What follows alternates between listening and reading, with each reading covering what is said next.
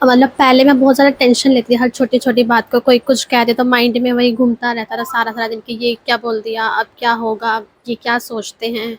अब वो चीज़ नहीं रही कि ठीक है, बोलना है बोलने दो, फ़र्क नहीं पड़ता। मतलब पहले रहता था कि हम किसी से बहुत ज़्यादा एक्सपेक्ट कर लेते ना कई बार चीज़ें कि चाहे वो फैमिली हो, फ्रेंड्स हो, कोई भी हो। अब वो चीज़ नहीं है, जिसको करना है करेगा, नहीं करना सब हाँ। उन पे है, वो जहाँ रखेंगे, जैसे रखेंगे, सब वाह भाई मंज़ूर। वाह। मेरी लाइफ में ये चेंज आया कि मेरी एक तो ओवर थिंकिंग कम हो गई। बहुत ज्यादा कम हो गई। गुड।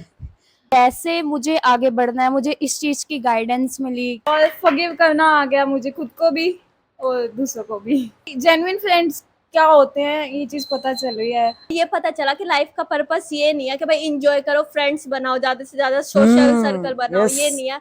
सिर्फ दिस इज इम्पोर्टेंट पॉइंट। हाँ जी, जपा करना और ये है, कोई फ्रेंड नहीं बन रहा तो ना बने। हाँ। बस फ्रेंड सर्कल होना जरूरी नहीं है, भगवान का चिंतन होना ज्यादा जरूरी है। पहले मैं मतलब चीजों को लेके बहुत ज्यादा डिप्रेस्ड हो जाती थी।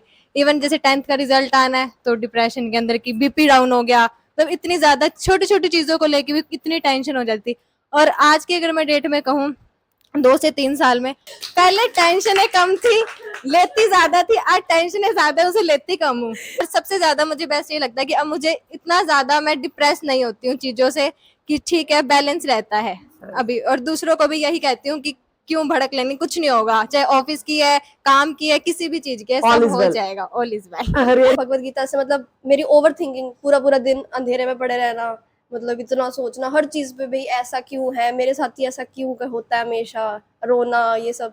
बट अब नहीं है, अब तो अंधेरे में बैठने से कि नहीं भाई वो दिन गए, अब नहीं। पहले मेरे को ये था कि मुझे स्टेज पे चढ़ना ही नहीं है, मतलब मैं नर्वस हो जाऊंगी बिल्कुल। और अब वो डर निकल गया, डर की जगह ना मतलब कॉन्फिडेंस आ गया कि अब बोलना है। अब लोग लोग चाहे उन्होंने तो कहना ही कहना है, वो जैसे मर्जी बोलेंगे। तो ऐसे ही कॉलेज में होता है, ऐसे ही बाहर जाए कहीं पे भी बोलना है तो मैं बिना डरे बोल देती हूँ। मेरी मम्मी बीमार रहती है, बहुत टाइम से पहले से बीमार है, तो उनको दुखी देख के ना मेरे को बहुत दुख पहुंचता है।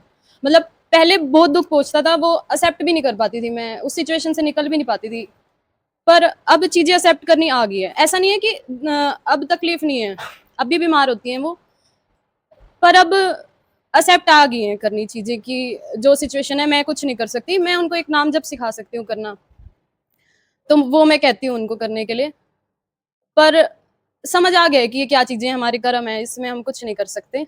मैं कृष्णा कॉन्शियसनेस में आने से पहले बहुत बहुत परेशान रहती थी, पूरी पूरी रात नींद नहीं आना, बहुत ज़्यादा कहते हैं ना इनर पीस तो थी ही नहीं अंदर, मतलब बहुत ज़्यादा रोना। माता जी अब मैं छोटी छोटी बातों पे नहीं होती है।